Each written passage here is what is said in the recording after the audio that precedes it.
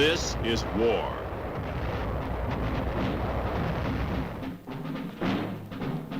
War and its masses. War and its men.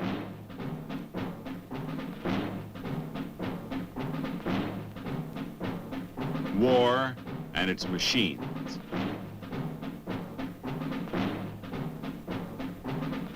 Together they form the big picture.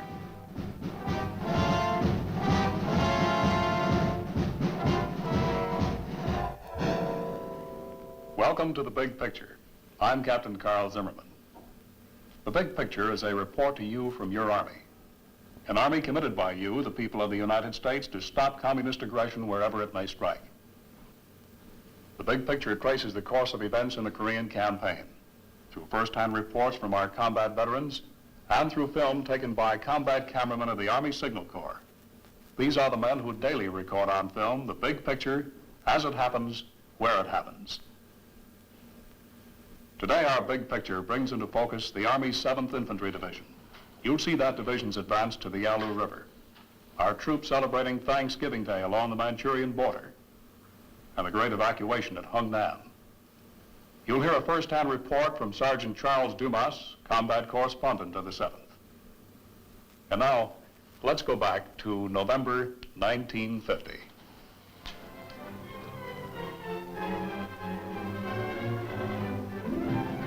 On 20 November, United Nations forces are advancing everywhere in North Korea and have reached the Manchurian border at Haisan-jin, as Chinese Reds, who entered the fighting 3 weeks previously, have suddenly withdrawn. On 24 November, General Douglas MacArthur launches a major assault in the western sector in a movement designed to end the war in Korea, barring full-scale intervention by the Chinese Communists. By 28 November, the Chinese Communists have again entered the fighting in far greater force than they did a month previously. This halts the UN general assault and drives UN troops back, especially on the right flank of the western line, where South Korean resistance is crumbling. By 4 December, Chinese Communists have driven a wedge between the U.S. 8th Army in the west and the 10th Corps in the east, with the 8th Army retreating toward Pyongyang and part of the 10th Corps fighting its way out of a trap near the Changjin Reservoir. By 20 December, Chinese Communists and regrouped North Koreans have driven UN forces to the 38th parallel in the west. In the east, U.S. Marines and 7th Division troops have fought their way out of the Red Trap and are being evacuated by ship at Hungnam, with other UN troops fighting bitterly to hold the perimeter until the evacuation is completed. After the tanks have spearheaded through to the border near Haisan-jin, the men of the U.S. 7th Division come in to take over. It is bitter cold in the valleys as they advance doggedly across the snow patches. It is even colder as they ascend the slopes, and it is tougher going up. Frozen ground offers little in the way of footholds. Fortunately, there is not much opposition from the enemy. Our planes help take care of that. One good thing, they are advancing. It is a tough, climbing job, but they are going forward. Slowly but steadily, they are coming closer and closer to their objective, the south bank of the Yalu River on the Manchurian border. At this time, it appears that reaching the border will be the beginning of the end of the war in Korea, and the men are anxious to get to their objective.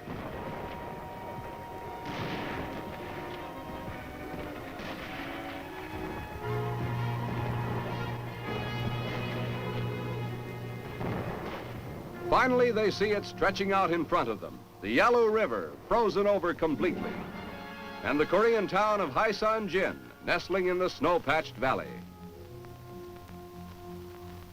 The Yalu River.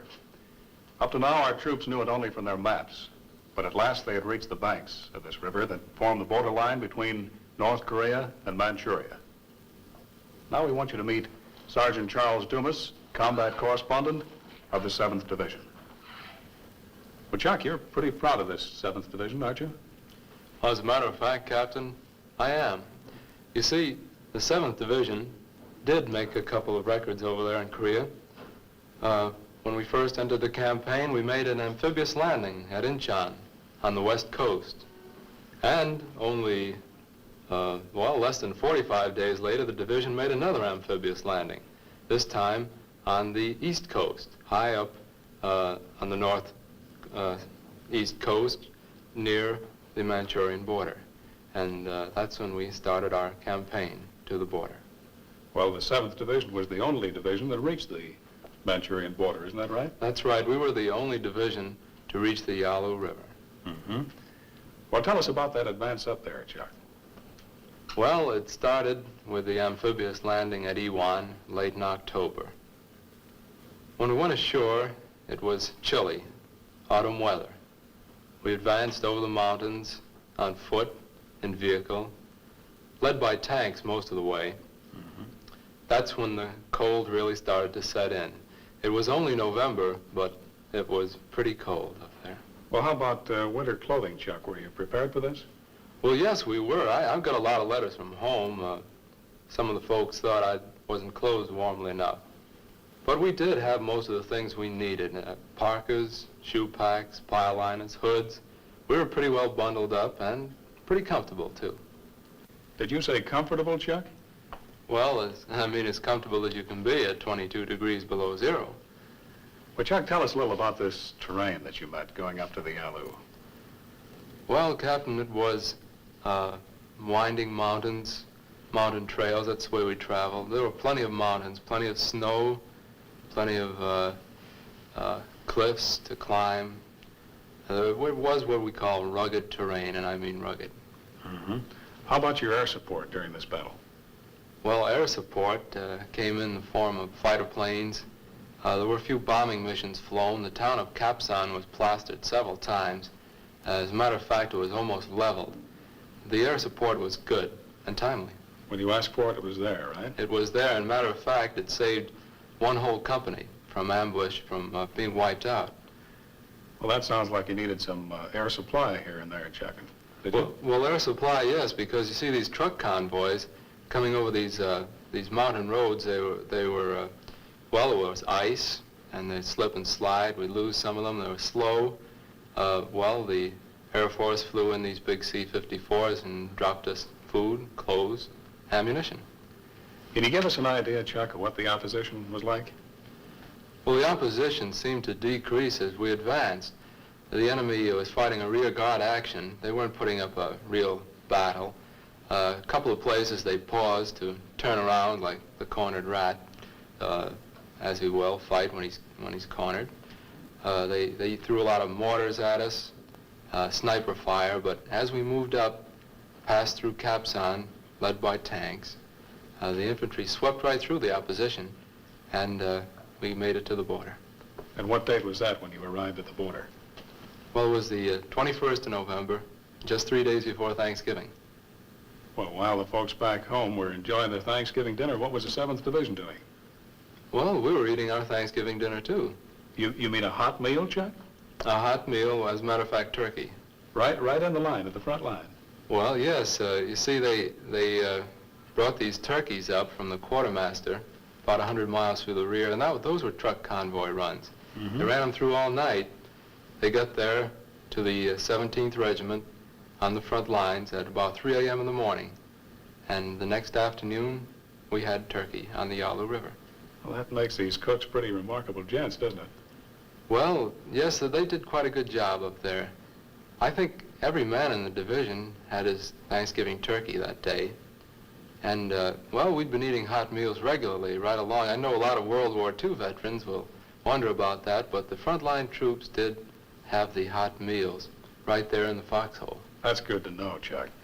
Well, just how cold was it at this time? Well, by the time we reached the Yalu River line, we'd progressed that much farther north, and it was really cold. As I said before, it was 22 below at noon. That was the average. It did dip lower. The Yalu River was completely frozen over, and most people have a picture of it as a wide, running, raging river. Well, in the wintertime, in November anyhow, it was just a thin frozen stream. You could see right across into Manchuria. It was very cold and sharp. Well, let's watch the 7th Division now, Chuck, as they celebrate Thanksgiving on the Yalu River. Giving dinner, turkey with all the trimmings, and served piping hot is a pleasant interlude. It brings a touch of home to the icy wastes of Korea. The machine gun crews crouched in the outposts overlooking the vast icy stretch of the Yalu River are not forgotten. The mess sergeant brings Thanksgiving to them, too. Hot chow that hits the right spot when it's so cold.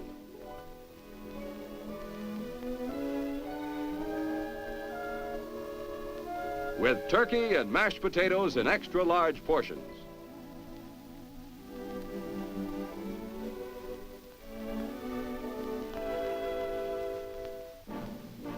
But Thanksgiving peace doesn't last long. The Chinese hordes attack suddenly, crossing the ice on the Yalu in ever-increasing numbers. Many of them surrender. At the Changjin Reservoir, the men of the 1st Marine Division and the 7th Infantry Division find themselves trapped by 10 communist divisions. That's when the withdrawal is ordered.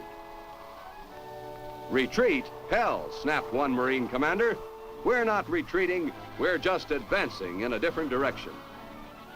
Orders are issued for all the troops to assemble at Hagaru. This time their objective is to break through and reach Hungnam on the coast 60 miles away. Through howling winds and icy blasts of snow, preparations are made for an orderly withdrawal. Back across the frozen valleys, which they had fought so hard to capture. It was tough enough when they were advancing. It was far worse to have to pull back. They are already tired, cold, and weary as they move into the assembly area, but they know they will fight their way out of the trap. Even the heaviest of armor and tanks are to be taken back.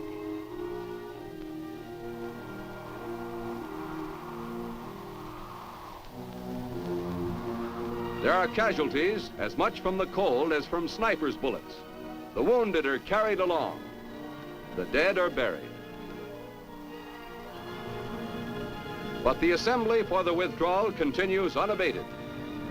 Food and supplies are airdropped from C-47s and C-119s by the 21st Troop Carrier Squadron of the Combat Cargo Command.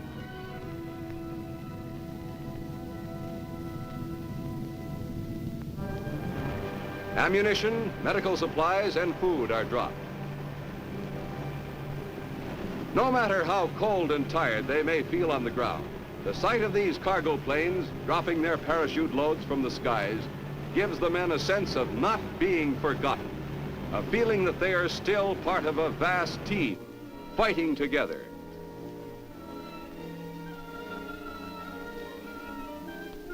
Meanwhile, preparations for the long, hazardous move progress. All excess equipment is burned or destroyed. They make sure that nothing will be left that the enemy can make use of. Trucks, jeeps, everything and anything that is mobile that can move under its own power is saved. The enemy will find, when they take over, only ruined earth and charred remains.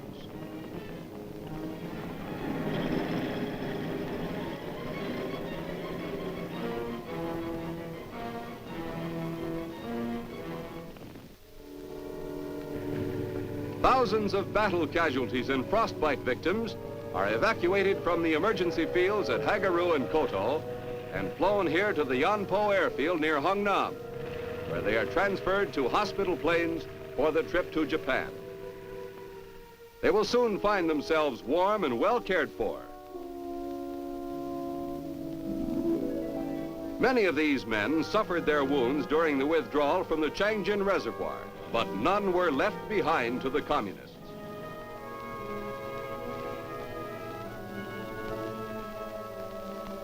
Those still fighting along the snow-covered passes of the North Korean mountains face a tough battle before they can reach the comparative safety of Hungnam.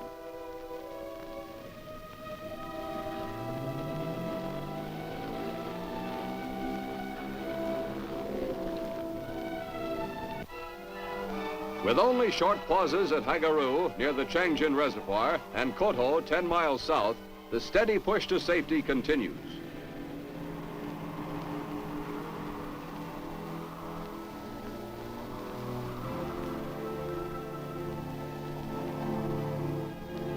Chinese prisoners captured by patrols are carried along on the withdrawal for whatever information they may furnish G2. In contrast to the North Korean prisoners, these Chinese are much better equipped and more warmly clad. The Marines have a bitter march ahead. It's 44 miles to Hungnam. The road winds through some of the roughest fighting terrain in the world.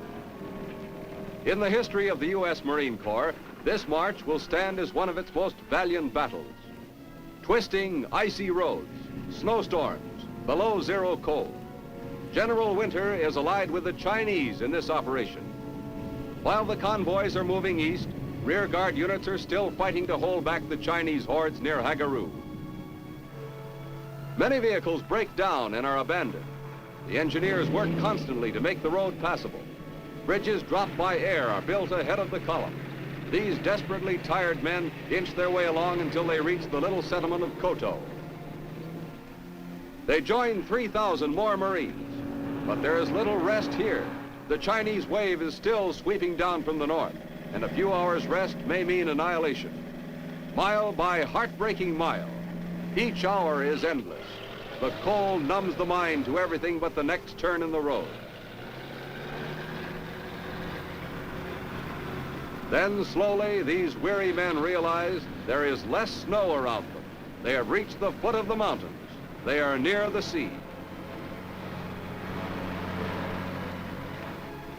13 days after the march from Hagaru, the Marines meet the protection of the U.S. 3rd Division on the outskirts of Ham Hung.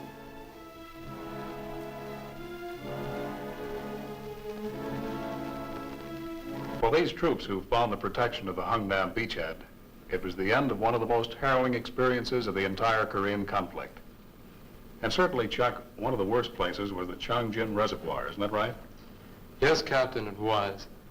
I think most of the troops who were at the chosen reservoir will remember it as a day of nightmares. Our 31st Regiment was there, and the things they saw, they'll never forget.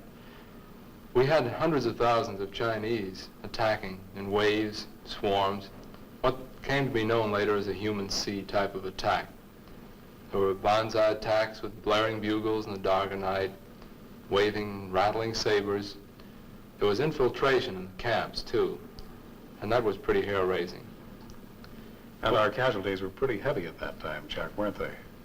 Yes, our casualties were heavy, but the enemy suffered a lot of casualties, too. You can't charge a whole battalion of men into one of our artillery positions when the guns are cut point blank straight down, firing right into the troops. They lost a lot of men that way. Well, how were we able to get our wounded out of there, Chuck? Most of the wounded were evacuated by helicopter or light plane. The 7th Division's light aviation section worked day and night evacuating some of those men, and became the first such section in the Army ever to receive the Distinguished Unit Citation for its work at the chosen Changjin Reservoir. Mm-hmm. Well, now, all these troops got back to the Hungnam beachhead, and how long a time was it from the time you left the Yalu until you got to Hungnam, Chuck? Well, our 17th Regiment was still posted on the Yalu, and I left them a few days after Thanksgiving to join this 31st Regiment at the chosen reservoir. In the meantime, the pressure was so great on the 17th Regiment extended far to the north that they had to withdraw. And both the 17th Regiments and the 31st Regiments were safely inside the Hungnam perimeter sometime around December 10th. Well, then you saw all the preparations going on for the great evacuation, right? Yes, I did. Can you tell us a little about it, Chuck? Well, we had the 3rd Division there, the Army's 3rd Division, our 7th Division, the 1st Marine Division, the ROK, Republic of Korea, Capital Division, and hundreds of thousands of North Korean civilians all jamming the port of Hungnam. these civilians wanted to leave. They wanted to go to South Korea. And we did load them on LSTs.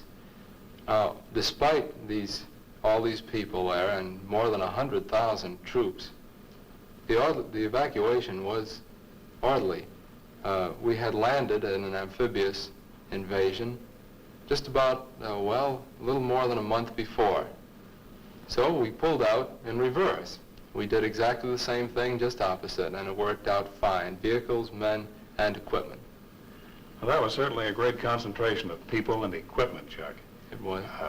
Did we have a protection of artillery around this perimeter?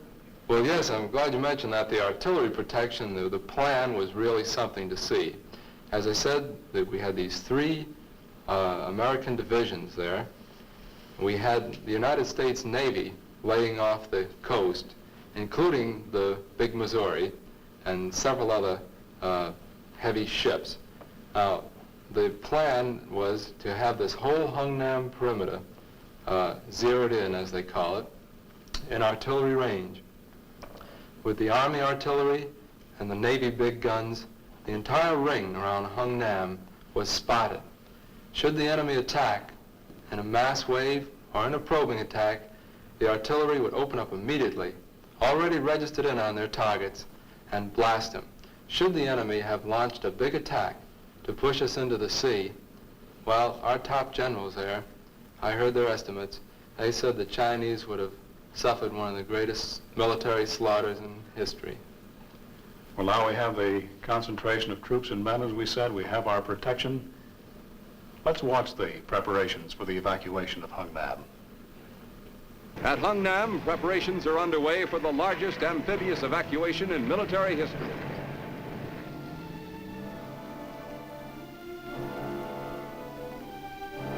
Everything of military value in the cities of Ham Hung and Hungnam is to be carried away or destroyed. Huge shipments of military equipment had poured into the area for weeks to supply the expected victory march to the Manchurian border. Now these supplies, sent here to support the whole 10th Corps, are piled up and carried out to the transports again.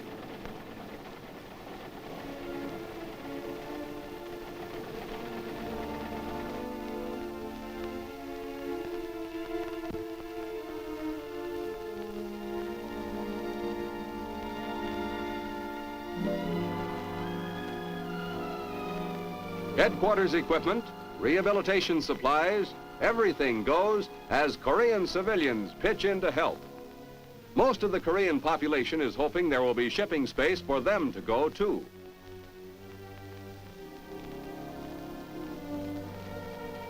The vast quantity of equipment that is being moved here is more easily comprehended when you think of the units involved.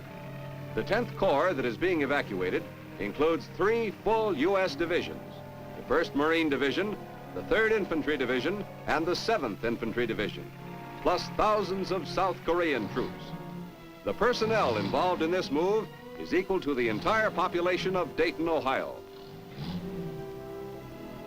Over 100,000 civilian refugees from the Hungnam area are taken to freedom along with the troops, but thousands must be left behind to the uncertain mercy of the communists. The refugees pour down to the docks until every available ship is jammed. Their eagerness to abandon their homes and possessions is pitiful proof of their fear of the communist regime. These people, who have known red domination, give dramatic evidence that they have had enough.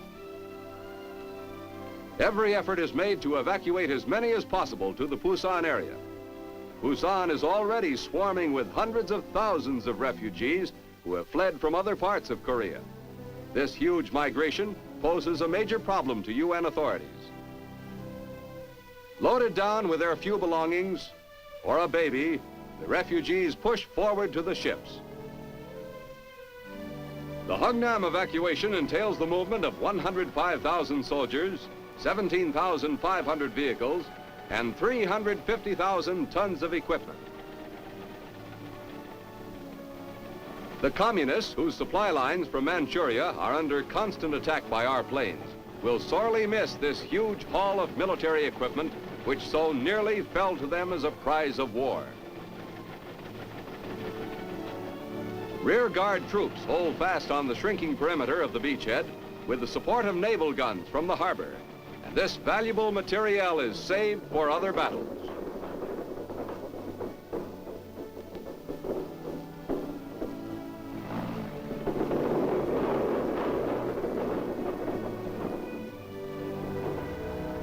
With the United States 3rd Division fighting the principal holding action, the rest of the 10th Corps is taken aboard the evacuation ships. The 3rd Division had been fighting to the south of the Marines in the original advance to the border. In spite of the apparent turmoil, the troop evacuation is calm and orderly.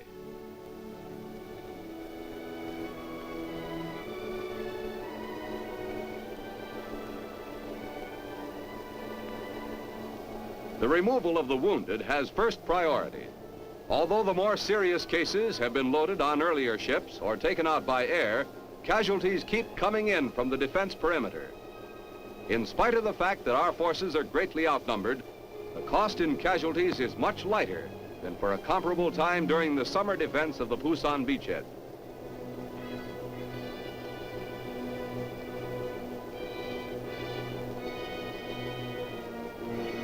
Landing craft form an endless conveyor belt running from the docks to the transports waiting in the harbor. It takes a lot of boatloads to carry 100,000 soldiers.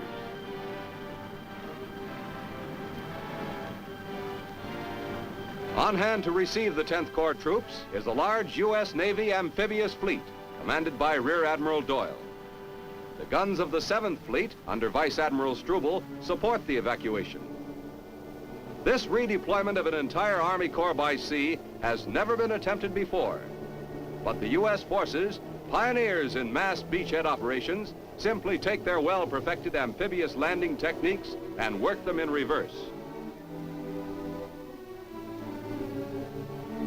The evacuation begun on 12 December is well along by the 20th of the month. The gallant fighting force, which fought its way to the coast against tremendous odds, takes leave of Northern Korea. But the red aggressors will be meeting them again.